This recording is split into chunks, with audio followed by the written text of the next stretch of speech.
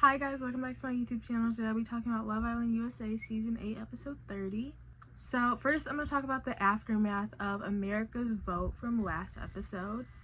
So we start off with Zach and Kayda, and they're both pretty shocked that they were in the bottom three because they've been together since the beginning essentially.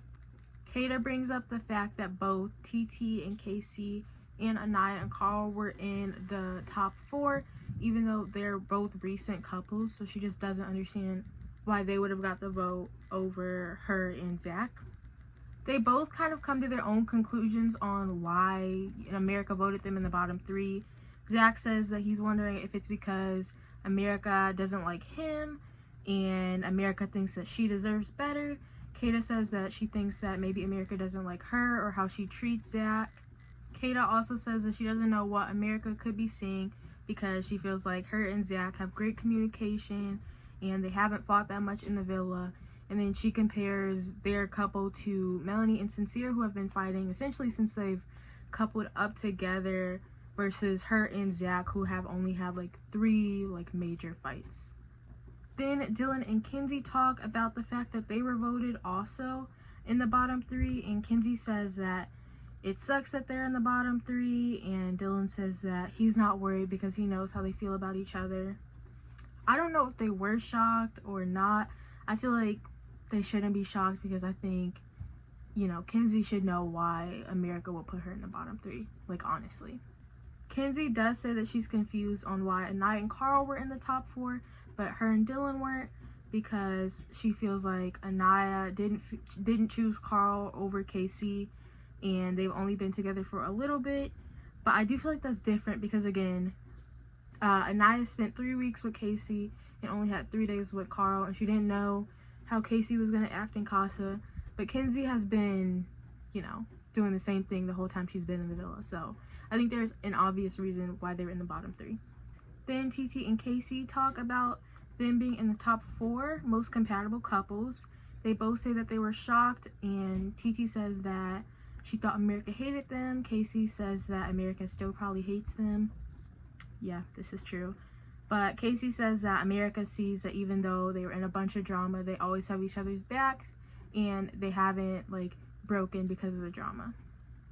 Again, like I said in my other episode recaps, I do feel like TT and Casey are really compatible. I personally wouldn't vote for them in the top four, but I do think they're compatible. I just don't really like Casey. Sorry. Then Melanie and Sincere talk, and they're both back to being happy and smiling. All the drama is essentially over between the two of them.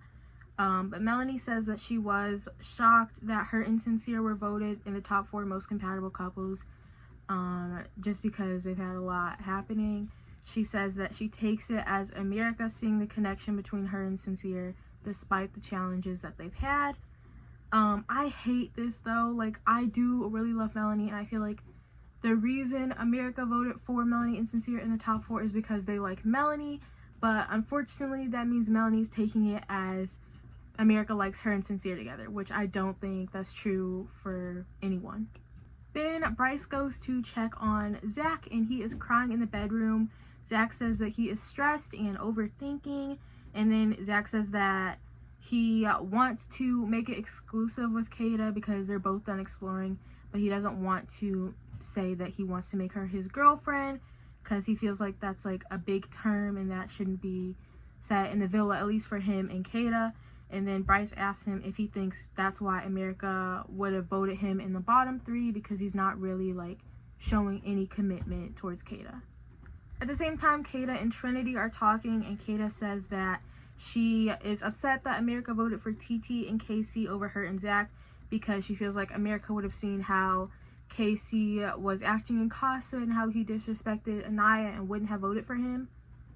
I agree. I think there is a small amount of Casey and TT fans that will vote for them, but I also think that there is a larger amount of fans who don't like Casey and how he was acting towards Anaya.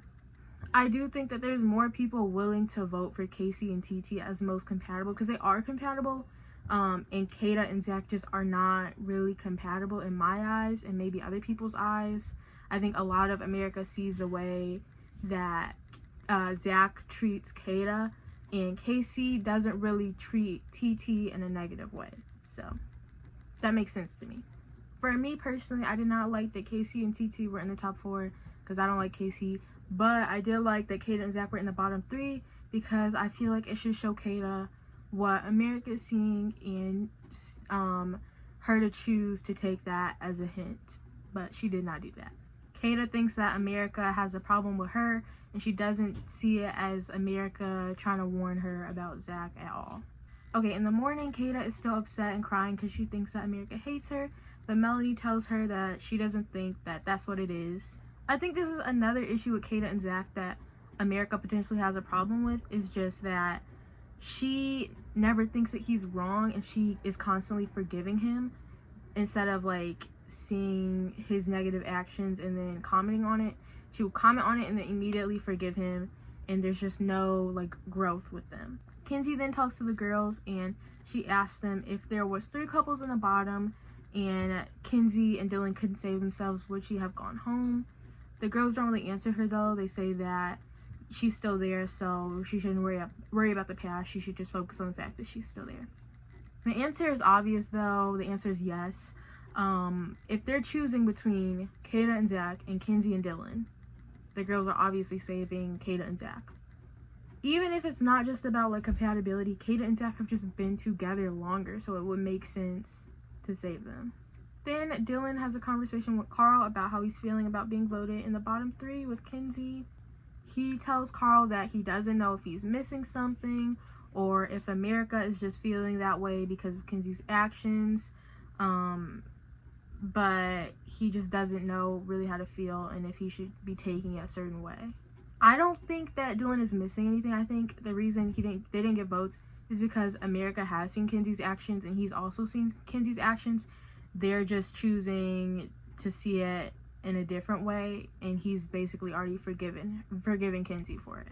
Dylan also says that he has been ignoring the pattern of Kenzie bouncing back and forth between guys, but he says that he has also noticed that she did stop exploring because of how he was feeling and not necessarily because of how she was feeling or that she felt like she didn't want to explore anymore, which is valid. Then the girls get assigned like a challenge where they have to complete tasks in secret without the guys knowing, and then yeah, but I'm not going to talk about it. I will just say Kenzie chose for her task to get 2 different guys to rub her back or give her a back massage. I was so nervous. She chose that task for herself. I was like, this is why she's constantly in drama. But I think the way she went about it was smart. She chose Carl and then Dylan, and she chose Carl because he did PT or something, which makes sense.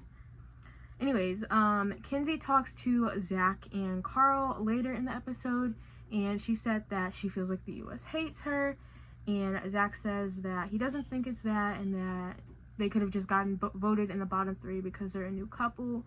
Then she asks Carl how Dylan is feeling. Carl tells Kenzie that Dylan has been a bit upset and that he's had some doubts and he still has some walls up.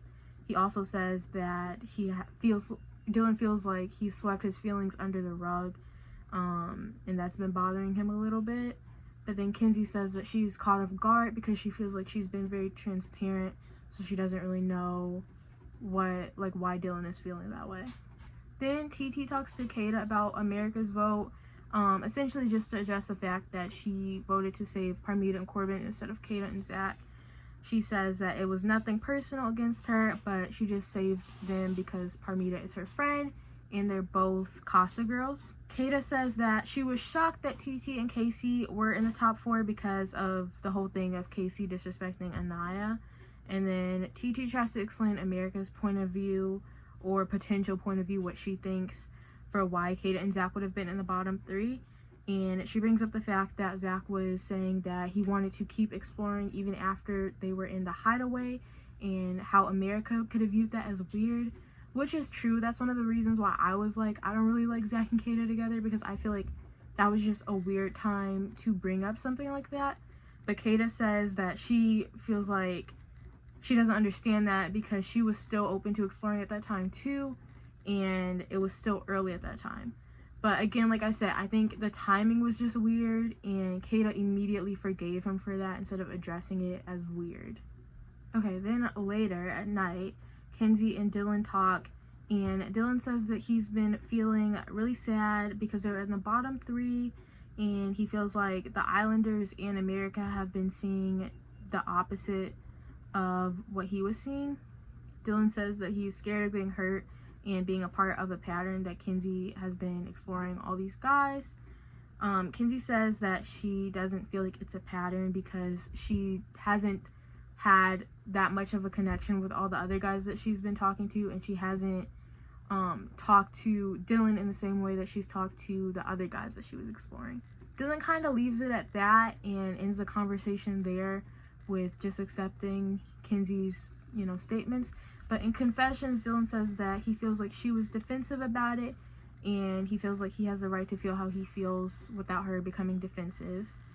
I do think this is a pattern with Kenzie too. Like, she won't really admit to her mistakes, and then once someone brings up her mistakes, she kind of gets like defensive and acts like a victim, and then starts getting emotional. And that's exactly how she's acting right now.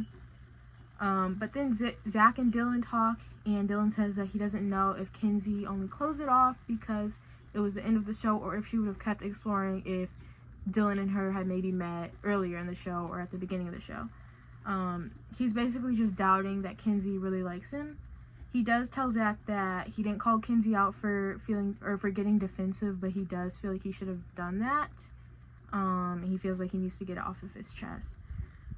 Then Kenzie talks to Trinity about her chat with Dylan, and Trinity tries to explain it from Dylan's perspective, and she says that he might feel that type of way because he saw movie night and then the whole golf situation that she was dealing with, and it would be hard for him to kind of forgive her right away or just get over it that quick.